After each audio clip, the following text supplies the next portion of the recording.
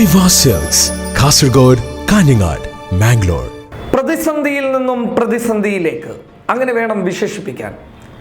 BJPയുടെ അവസ്ഥ അഞ്ചാം ഘട്ട തിരഞ്ഞെടുപ്പ് കഴിഞ്ഞപ്പോൾ കൂട്ടിയും കുറച്ചുമൊക്കെ അവരൊരു കണക്ക് കൂട്ടലിൽ എത്തിയിരിക്കുകയാണ്.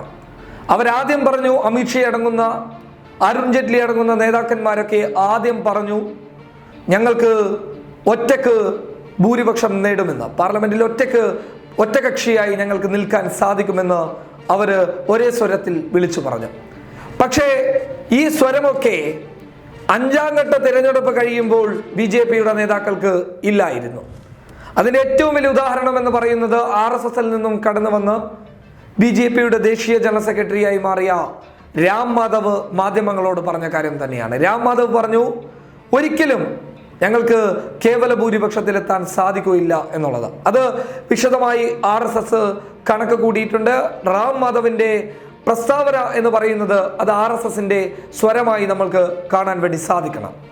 മറ്റൊന്ന്, ഇപ്പോൾ വന്ന പുതിയ ഒരു വാർത്ത എന്ന് പറയുന്നത് ശിവസേനയും പറഞ്ഞിരിക്കുകയാണ്.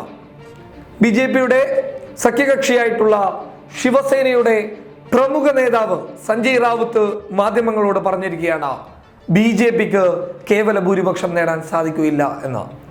BJPക്ക് കേവല ഭൂരിപക്ഷം നേടാൻ സാധിക്കുകയില്ല എന്ന് അവരിൽ നിന്ന് തന്നെ പറയുമ്പോൾ ഒരു കാര്യം വ്യക്തമാണ്, അധികാരത്തിലെത്തണമെന്നുണ്ടെങ്കിൽ സഖ്യകക്ഷികളുടെ പിന്തുണ നിർബന്ധമാണ്.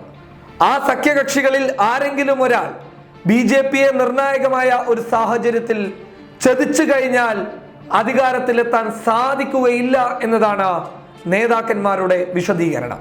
അപ്പോൾ കോൺഗ്രസ് അല്ലെങ്കിൽ മറ്റുള്ള പ്രതിപക്ഷ പാർട്ടികൾ മുന്നോട്ട് വെക്കുന്ന കാര്യങ്ങളൊക്കെ നമുക്ക് വിശ്വസിക്കേണ്ടി വരും. കാരണം കോൺഗ്രസിന് അനുകൂലമായിട്ടുള്ള സർവേകൾ, UPA അധികാരത്തിലെത്തുമെന്നുള്ള സർവേകളൊക്കെ കടന്നു വരുന്ന സാഹചര്യത്തിൽ വ്യക്തമായി പറഞ്ഞു കഴിഞ്ഞാൽ BJP ഒരു പ്രതിസന്ധിയുടെ മുൾമുനയിൽ തന്നെയാണ്. സഖ്യകക്ഷികൾ വരെ പറയുന്ന സാഹചര്യം, BJPയുടെ ദേശീയ ജനറൽ സെക്രട്ടറി അടക്കം പറയുന്ന സാഹചര്യത്തിൽ BJP അതിനിർണായകമായ ഒരു വലിയ പ്രതിസന്ധിയെ നേരിട്ട് കൊണ്ടിരിക്കുന്ന ഒരു സാഹചര്യമാണ് ഇപ്പോൾ കാണാൻ വേണ്ടി സാധിക്കുന്നുള്ളത്. UPAക്ക് കോൺഗ്രസിന്റെ ആഭ്യന്തര സർവേ പ്രകാരം 200 മുതൽ 226 സീറ്റുകൾ നേടുമെന്നും ഞങ്ങൾ SP, BSP അതുപോലെ തന്നെ മറ്റുള്ള പാർട്ടികളുടെയൊക്കെ പിന്തുണയോടുകൂടി അധികാരത്തിലെത്തുമെന്ന് UPA അല്ലെങ്കിൽ കോൺഗ്രസ് അവകാശപ്പെടുമ്പോൾ ഒരു കാര്യം വ്യക്തമാണ്, BJPക്ക് അധികാരം നഷ്ടപ്പെടുമെന്നുള്ള കാര്യം BJPയുടെ നേതാക്കന്മാർക്ക് തന്നെ ബോധ്യപ്പെട്ടിട്ടുണ്ട് എന്നുള്ള കാര്യമാണ് എടുത്തു പറയേണ്ടത്. അതിൻ്റെ ഏറ്റവും വലിയ ഉദാഹരണമാണ് ശിവസേന പോലും ഇപ്പോൾ ഇങ്ങനെ പരസ്യമായി രംഗത്ത് വന്ന് പറയുന്നതിൻ്റെ ഏറ്റവും വലിയ ഒരു ഉദാഹരണം തന്നെയാണത്. News desk public Kerala.